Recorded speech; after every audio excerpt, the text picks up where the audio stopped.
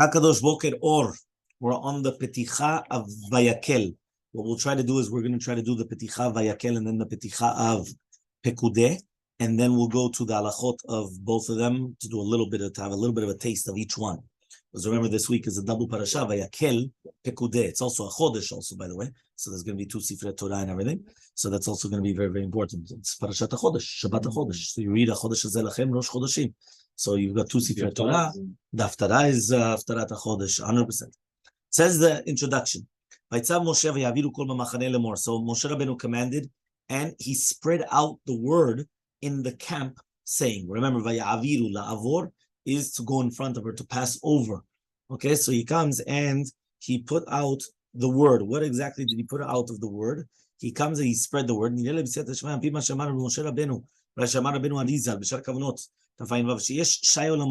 that there's 310 worlds?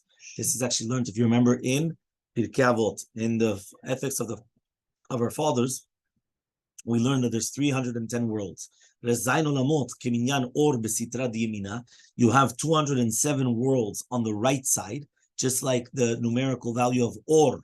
Or, Reish is 200, Vav is 6, and Aleph is 1. So it's 207 on the right side. The Kuf Gimel and 103, the Sitra Dismala on the left side. Be'elu Kuf Gimel, so this 103 is the same numerical value as Mincha. Mincha is 103. Shehemi Torarim Achar Chatzot. That means it awakens after Chatzot, because after Chatzot, that's when it comes the Sitra Dismala di Yitzchak. It comes the Sitra of the small of the left, which is Yitzchak, which is basically referring to dinim, right? Din, justice. Justice is in the afternoon, right? So that awakens, and that's because of the time of Mincha. And that's why it's called Tefilat Otozman, Tefilat Mincha, because of those 103 worlds which are awakened during this time. And that's why the Pasuk says by Yaakov Avinu, sorry. Thank you. Yaakov Avinu came and he took from that which he had in his hands a present to Esav, his brother, because the mincha, which is 103 olamot, is in the left hand, which is gvura, which is strength, and therefore he comes and he says biyado, with one hand, biyado achat. It doesn't say biyadav, with both hands. That's the left hand. So since Esav is like the justice, that's why he gave him from that portion. But Amazlo Esav, so Esav came and he said, right, Achi, yesh li Rav. All right, Esav comes and he says, my brother, I have Rav. What does that mean? If I want to come and I want to be a prosecutor, as kol yesh olamot hemli, bemet, I have all the worlds, because when he said the word yesh, he meant shai, shin yod. Yesh is 310. So he says, yesh li rav, they're all mine. He says, right? V'hine otiyot mincha, hamodim al gvurot v'azrai v'adinim, yachzeru le'atid liot otiyot nechama. Do you know that in the future, mincha will become nechama? It's the same letters. Mincha is a present, or the tefillah of mincha, which is the 103, but it's also, right, it's going to the same letters as nechama, consolation. So in the future, this mincha will be for us a consolation. What do you call the Shabbat after Tisha B'Av? Nachamu, consolation. It's a consolation. It means after the destruction, or after this, will come a nechama. So he says, V'nei yadua, those are the words of the Rizal HaKadosh. See, now he says like this, V'nei yadua, it's known, Ki Yaakov Avinu Lev Shalom was called Kol. Right? Kol is a sound, the voice. What represented the strength or the power of Yaakov Avinu? The Torah. The Torah is Hakol, Kol Yaakov. Yeah, he comes and he says this is going to be the concept of Hakol, Kol Yaakov. Okay? So he says, right? Vehare ze ot vav, right? B'shem Havaya Baruch Hu, Hanikra Kol. So he comes and he says like this. He says, do you know that what's going to happen is that the letter Vav of Yud K Vav K, the name of Hashem is Yod K Vav K, right? That's the 26th. So this Yud K Vav K, he comes and he says, is called Kol. Okay? So we have to come and we have to sweeten the 103 worlds, haremuzim, which are hinted in Otiot Mincha, she'az yishlot Yaakov vino alav shalom gam bekuf gimel amot elu shehem mincha. So therefore, what we want to do is we want to make that even Yaakov Avinu is going to control the 103 of the left side of the strengths of the gvura. So that way, Esav will not have any power over them. And that's what it means in the pasuk. Vaitzav Moshe, that Moshe Rabbeinu commanded, Vayaviru kol, and he passed a voice in the camps. Shehu bechinat Yaakov b'machane, in the machane. What is the machane? The same letters as mincha. Remember, machane is the camps. Machane, you change the lettering around, it's mincha, the time of mincha, which is 103, which are the 103 worlds. And machane is also nechama, consolation. So he comes and he says, right, ve'az alidechen lemor. And then you're going to say lemor. What is lemor? You have to divide the word. Lemor means saying. But really, if you take the word lemor, you have to divide it in two, and you read it lo mor, right? Lo mar. It's not going to be bitter. Lo, no. Mar is bitter, right? Maror. What's maror? Bitter herbs. So it means to say there's not going to be bitterness in this world, because the bitterness which comes from the justice, right, is going to become sweetened by Yaakov Avinu. So that's one explanation. Everyone understood, right? So then he comes and he says, or it's understood, because it's known that Tfilat mincha, there's no Kriyat Shema, even though there's the Zivug. Which means it's something very interesting, right? What does that mean? It means that something very, very interesting. It comes out that the think about it. Shachrit, Mincha, and Arvit. Shachrit has Chazarat HaShatz. Mincha has Chazarat HaShatz, repetition of the Amidaya. Arvit does not have it. But on the other hand, Shachrit has Kriyat Shema, Arvit has Kriyat Shema, but Mincha does not have Kriyat Shema. Why? Like, what's going on exactly? Okay? So now he comes and he says like this. And the reasoning is because right? Irshimu and Nishar, that means the Roshem, which is what's going to be left over from the Kriyat Shema of Shachrit, is going to help also for Tfilat Minchas. The reason HaKadosh says, and it's brought down in Shara Kavanah. Vaitzav Moshe vayaviru kol b'machane. Kol is a hint to Kriyat Shema, because the first pasuk of Kriyat Shema is a yichud of the Tiferet, which is called kol. B'machane is mincha, which means that the kol is going to help out for the mincha.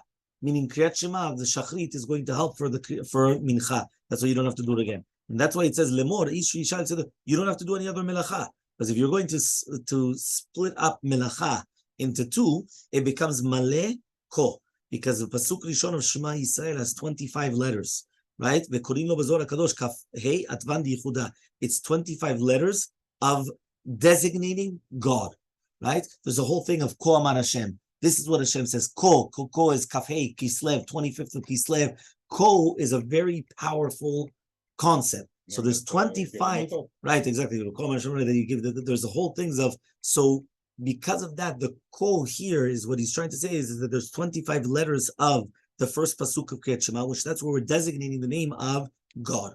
Okay. So he says, "Hu kafei otiyot v'kolino b'zohar fine. Otiyot kulam malaim otam yarot shetzrichim lamshich." So what happens is we fill up these lights with these letters at all the times, and that's why it says malei ko. Melacha is full of ko, okay, for the Trumat HaKodesh, which is mincha. Right? The Karei Trumat HaKodesh is called Trumat HaKodesh because mincha is Oleh Malchut Shiur Komad Chokhmah Binah, which is called Kadosh, and it's known that the difference between mincha is because a person should always be careful during the time of the mincha, because Eliyahu Navi was always answered in the time of the mincha.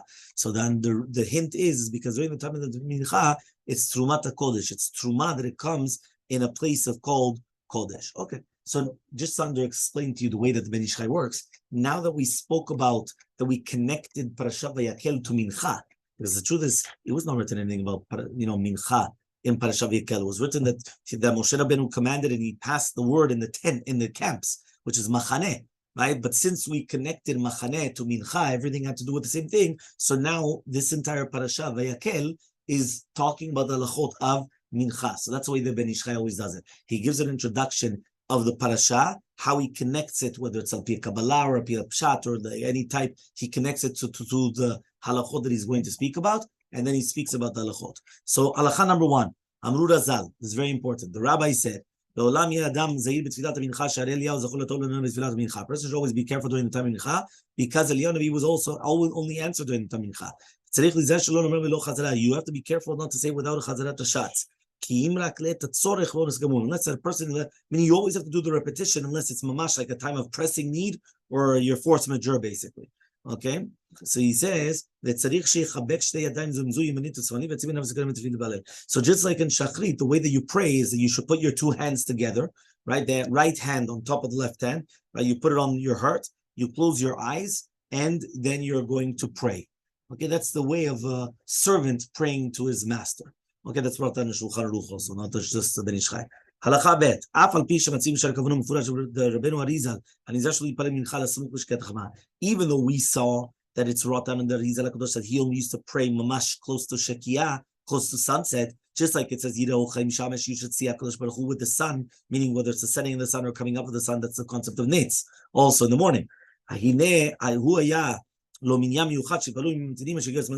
used to wait, and therefore there's no tidda, there's no problem. But a person should be careful. But if you're going to wait, it could be that something's going to happen, and then you're not going to be too busy, you won't pray. So therefore, don't wait until mamash, the last second, to come and start praying mincha. Tirda is an effort, working, toil. Tfilat mincha, number halacha gimel. Tfilat mincha was instituted in parallel to the Tamid Shel Ben Arbaim, to the Korban Tamid. Remember, there was the Tamid Shel Shachar, Tamid Shel Ben Arbaim, the Korban Tamid of the morning and of the night time. So this is the Korban Tamid of the afternoon time, better, right? So it says that the starting time is 6.5 hours, which means 6.5 hours after Chatzot, which is after half an hour after Chatzot Hayom, meaning the day is 12 hours, correct? But not 12 hours on the clock, 12 hours Zmaniyot, halachic hours. So therefore, if you're going to have 6.5 hours is going to be the time of mincha where it starts. So therefore, you're going to start Tfilat mincha half an hour after chatzot. You take chatzot, you take half an hour, and that's when you're going to start. Also, we start at Neitz 6.5 hours from when. Very good. So that's a machloket usually between the Gal Mevimna and the no. Sorry. According to everybody, that's Neitz until Shkia. According to everybody. Okay? So here it says like this. Ava'ach lo yu makrivina tamid izman zeh shu mishesh umechza ki im rak be'erev Pesach shecha be'erev Shabbat shetzrichim nitzasim b'kol mabed kodem sheich. It says like this. Even though it starts at 6.5 hours into the day, which means half an hour after Chatzot, they wouldn't bring the Korban Tamid during this time unless it's going to be, right? Unless it's going to be 6.5 hours from Erev Pesach shechal be'erev Shabbat, which they used to come and they used to before the entrance of Shabbat. Right? It's liyato and odoche Shabbat, because the roasting of the Korban Pesach would not push off Shabbat. So if Erev Pesach comes out on Erev Shabbat, meaning Pesach comes out on Friday night. So if Pesach is on Friday night, you can't start roasting on Shabbat. So you can't start roasting on Shabbat. They had to make sure to do it as early as possible, the Tamid Shel Ben Arbaim, in order that they could do all the Korban Pesachs and everything and roast them before Shabbat, because you cannot roast them on Shabbat. Okay? So he says, and therefore that's why it's we just learned this in the Kinya Masechta. Ad shiavor zman shchitat Pesach. The starting time of the shchitat Pesach was chatzot of Erev Pesach. Okay, so it says over here. However, though, the rest of the year they used to come and they would bring it only on 9.5 hours into the day, right? That means they wouldn't bring it 6.5 hours into the day. They would do 9 hours. That's called mincha gedola and mincha ketana. Mincha Gedolah is 6.5 hours into the day, half an hour after Chatzot, and Mincha Ketana is 9.5 hours into the day, which is 2.5 hours before the end of the day. Al Ken, and therefore, Lechatchila, a person should not pray unless it's going to be 9.5 hours into the day and not beforehand. And that's what Chazal call Mincha Ketana. B'diavad, if you did pray from 6.5 hours onwards, you're going to be Yotze Yedei Chova. Okay? Now, B'diavad, if a person prays 6.5, he's going to be Yotze Chova because you have Tamid of Erev Pesach. So therefore, there's not going to be a problem. But if David Yosef does bring down, there's another heter, for example, according to Shita Shulchan Aruch, you're not allowed to have a meal, right, before Mincha. And that applies even to Mincha Gdolah. It's based upon a Mishnah and Shabbat. But basically, you're not allowed to have a meal, right? So if you're going to have a meal, right, let's say you have lunch. A fixed meal. Right, a fixed meal. You're going to have lunch. So let's say you're going to have lunch. So he says, so then even Lechatchila, you're allowed to pray Mincha Gdolah in order that you're able to eat the meal afterwards. So that's why in Kolalim, and in other places, they pray many times at 1 o'clock or whatever, which is Mincha Gdolah, because right afterwards they're going to come and they're going to have lunch and things like that. They take a shluf, they go to sleep a little bit. Huh? You're right. That's what I was saying. That's why he says that even lechatchila you could do it. But the abad, technically speaking, even if a person did not pray mincha, you're at work, you don't have a mincha around you, right? So you're not going to pray now mincha gdola, but now you have your lunch. So first of all, there's a few things. Number one, there's going to be that if you always go to a set mincha, meaning if you always have fixed time for mincha, you're not going to forget about mincha because every single day you come to Hechal Shalom, this is where you're supposed to be. Right, so it's not going to be one day I'm here, one day I'm there, then you go. Did I say mincha? Didn't I say mincha? I forgot mincha. No. You fixed a minyan kavur for mincha. Others is a shomer.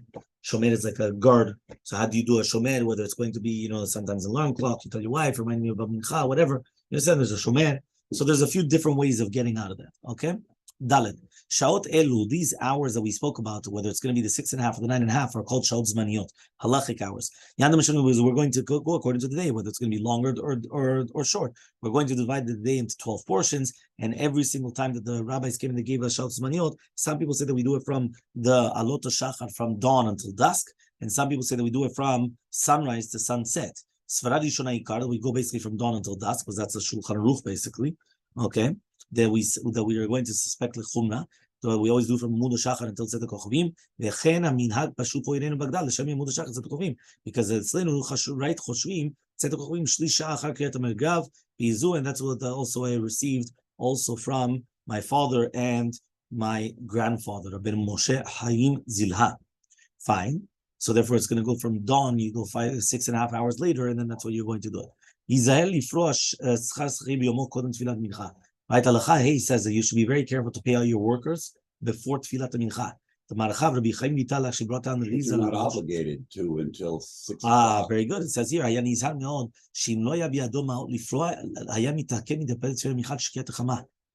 would wait until the time of Shkia in order to ask for money, in order to pay. He always wanted to pay them before Tfilat Mincha. And he used to take a loan, and then he used to pay afterwards, right? Because he used to say, how could I pray to Hashem Yitbarach if I have such a mitzvah that comes to my hand of paying my workers in the same day, and I didn't fulfill it? So because of that, a person should be very careful in doing this, which is incredible, meaning that you have a mitzvah to pay your worker in the proper time. If you have the money. So that's what he says. So he would actually even take a loan, pay them, and after saying the mincha, he would actually go and look for the money and then pay back the loan. Okay? Incredible concept. Okay, even though halacha vav, even though tfilat mincha, you're not obligated to give tzedakah, just like by shachrit. Shachrit, you're obligated to give the tzedakah. Therefore, it's muchrachat. It's like forced to do it.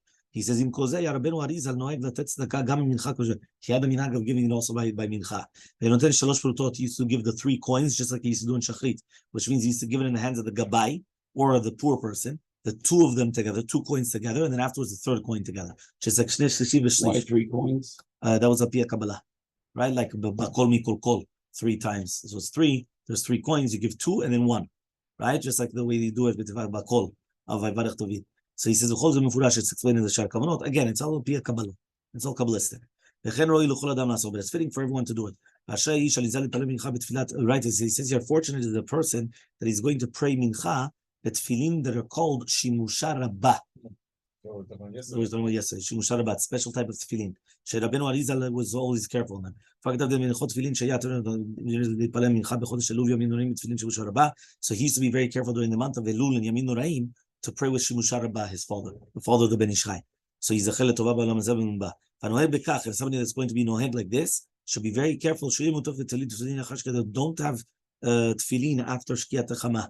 As brought down in Shar Kavanot, that the Rizal Kodesh used to be very suspecting, meaning that for us, if we go like Talacha, for example, Tanit Tzibur is a fast day. On fast days, we put on tefillin during Mincha, but we put it on during Mincha, and we stay with it even after Shekiah. But Al Pia Kabbalah, meaning that it's still on us and we're still praying, right? It's not that immediately once it's Shekiah, you take it off, right? We say it until after Aleinu L'Shabeach, and then we take off the tefillin, right? That's according to the Halacha. The Halacha is as long as you made the bracha before Shekiah, there's no problem making the bracha, and then you leave them on, and you leave them on, no problem. According to the Kabbalah, you have to be very makbid to take off the tefillin right by Shkia. So that's why he's saying over here. So therefore, if you already do have the tefillin on during the time of Mincha, be very careful to take it off, right, during the time of Mincha.